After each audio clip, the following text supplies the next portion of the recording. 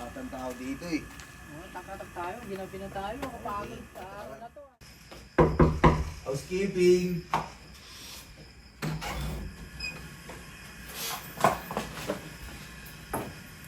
Kalat naman dito, ya.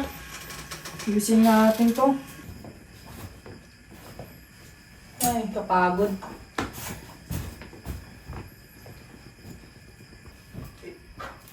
Ano, kamusta yung ayos mo dyan? Ayos ya.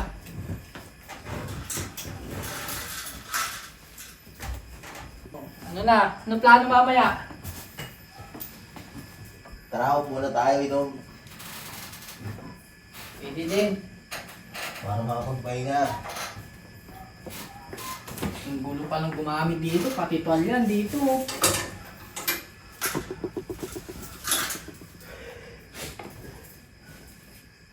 Nai ko nga muna dito.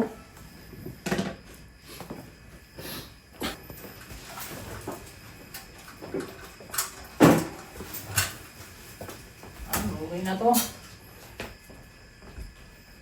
Salamat. Tapos na din.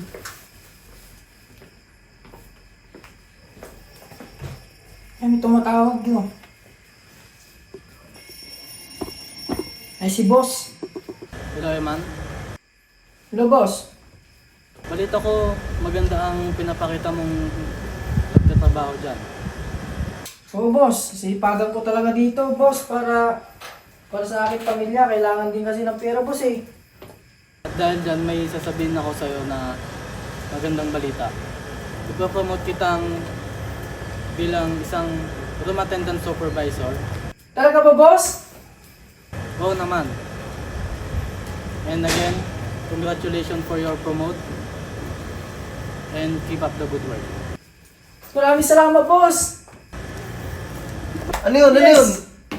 Napromote ako ya bilang room attendant supervisor. Thank you, Lord. Congrats!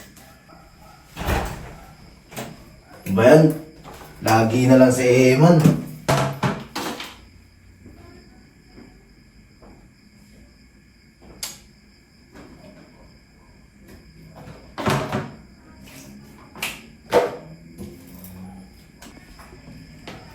Ya, labas muna ako. Saan ka punta, ya? Diyan lang, mabangin. Sige, ya. Ingat dyan, ya.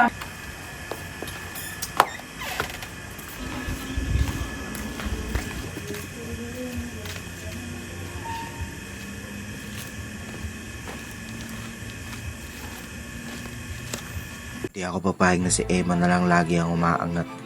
Gagawin ko lahat para ako maging attendant supervisor. Umanda ka, Eman, tapos na ang maliligaya mong araw.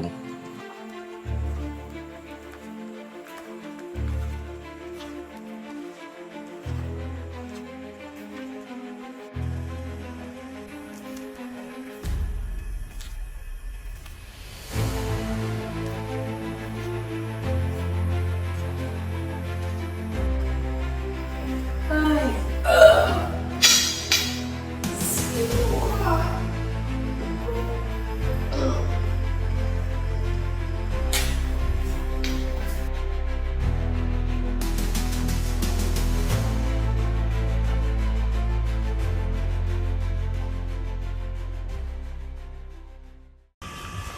Uy! Sir! Sir? Sir? Sir? Tulong! Tulong! Hello, sir? Police station po ba to? Pwede po humingi ng tulong? Please. Anong nangyari dito? Nakita ko lang na siya nakakondusay na ganyan.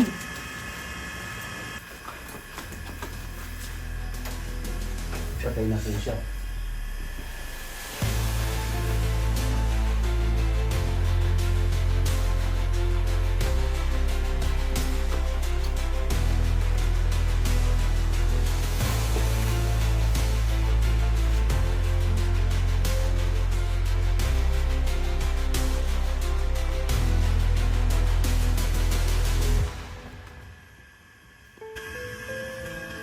Eman!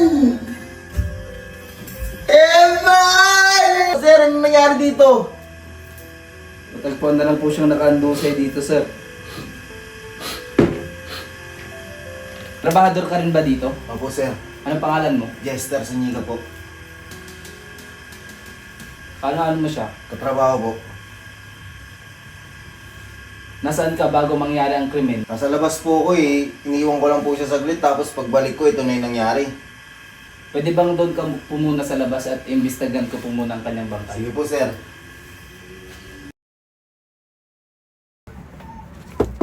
Tao po. Tao po. Ano po yun? Ay po ba si Mr. Zuniga? Opo.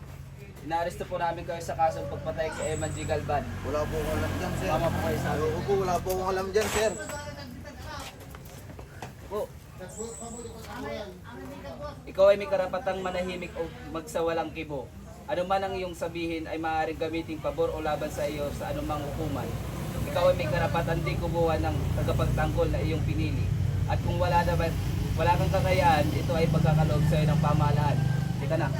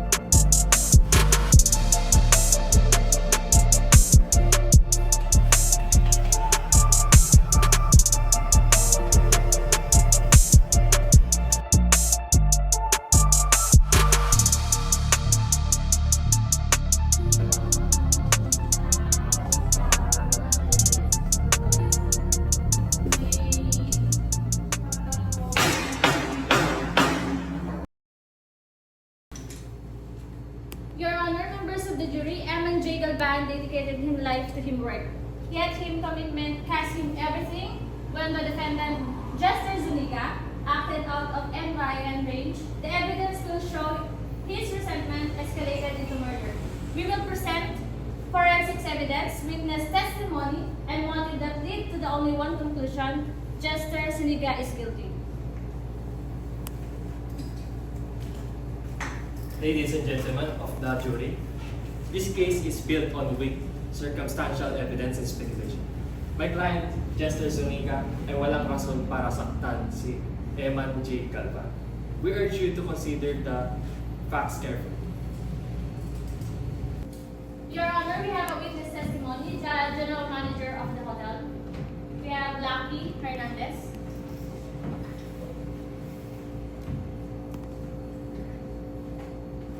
Mr. Lucky Hernandez, can you describe what are the relationship of Zuniga and Eman? Maganda naman ang trabaho nila, matalik sila magkaibigan. At maganda naman ang pakikisama naman nila sa isa't isa. May idea ko ba, Sir Hernandez, na kung ano yung nangyari sa incident na yun, na nabalitaan mo na pinatay ni Zuniga si Eman? Kasi nung time na yun, tinawagan ko si Eman sa cellphone. At masaya naman siya na nag-promote siya. At kasama niya din si Jessica nung araw na yun na tumawag ko. At kinabukasan, nabalitaan ko na namatay na sa inyo. Let me ask you a question, Sir Hernandez. Hindi po kayo nagkakaroon ng kompetisyon sa inyo? Sa isang kumpanya naman kasi, hindi naman kasi mawawala yung kumpanya. Pero hindi ko alam kung paano napunta sa ganong kanto. Sa pagpatay na niya.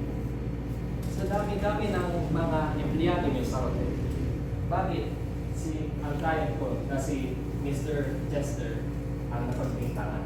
Objection, Your Honor. Paano naman masasabi na iba yung pumatay? Eh kasi dalawa lang sila sa isang hotel na naka-assign doon na magiging room attendant. Paano nyo nasabi na iba yung pumatay? Eh dalawa lang sila. Objection, Your Honor. May isa pa po kaming witness para malaman po na guilty ang client ni Attorney Lance.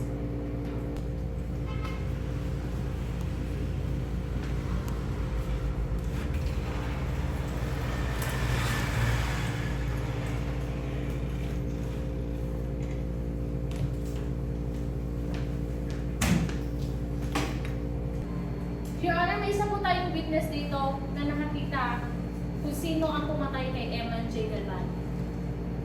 So, Mr. Jodit, nung gabing yun, nung pinatay si Eman, saan kayo? Saan ka nung? Nasa labas po ako ng 8:15 ng gabi habang nagkakat po ng mga dahon po. And may nakita po ako isang lalaki na may kapareho pong gamit sa pumatay na si Mr. Eman J. Galvan. Sigurado ka ba na si Mr. Jester Zuniga ba yung nakita mong lumabas sa room 4? Opo, sigurado po ako kasi alam ko po yung palatandaan ng kanyang relo at ang kanya pong kilos ng paglakad. Nung nakita mo nung pumunta ka dun sa room 4, nakita mo si Eman na nakahalandusay na kanyang katawan. Nireport mo ba ito sa mga polis? Opo, agad-agad po ang humingi ng tulong sa kapulisan para ma-respondihan po. Mr. John, hindi kaya nagkakamali ka sa nakita mo? Hindi kaya ibang empleyado yun nung pumatay kay Eva? Sure na sure po ako na si Mr. Zuniga po ang pumatay kay Eman po kasi may palatandaan po sa kanyang paglakad at saka sa isang bagay po na nasa katawan niya, which is yung relo po. Hindi totoo yan. Paano mo nasisigurado na ako'y pumatay?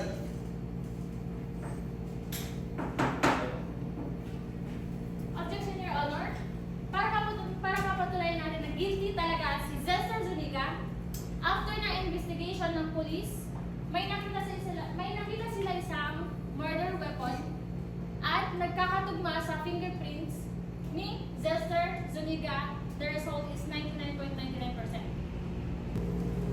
Officer Diaz, what evidence ties Zester Zuniga to the crime? Nahanap po natin ang kutsinyong ginamit sa pagpatay kay Mr. Galvan sa gilid po mismo ng room na kanilang pinagtatrabahuan. At meron pong fingerprint ni Mr. Zuniga na nagpapatunay na siya ang pumatay kay Mr. Galvan. Officer Diaz, posibleng kaya habang nag-duty si Zuniga ay nahawakan niya yung landmarks bago mangyari ang crime na yun. Of fingerprints suggests he held it while striking Eman J. Galvan. Additionally, witnesses confirm knife was in room 4 earlier that evening.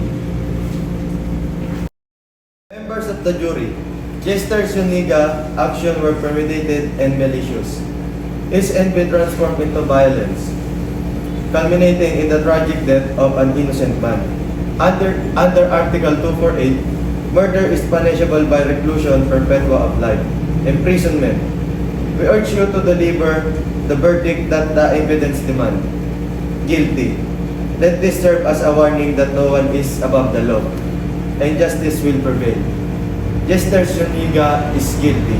The case is closed. Thank you. Wala akong kasalanan! Hindi ako dapat makulong!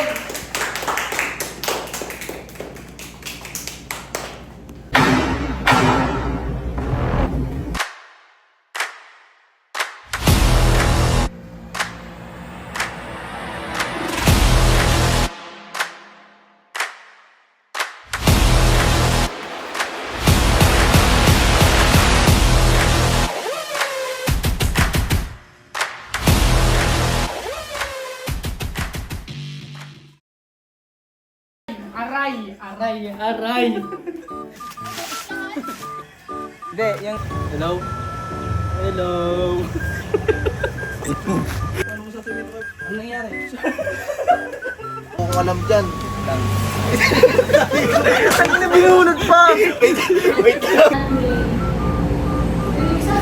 And punish. Bobo. Murder weapon is... Na. Paano? Ah. Ba't ka tumingin basta pag suminyas ako?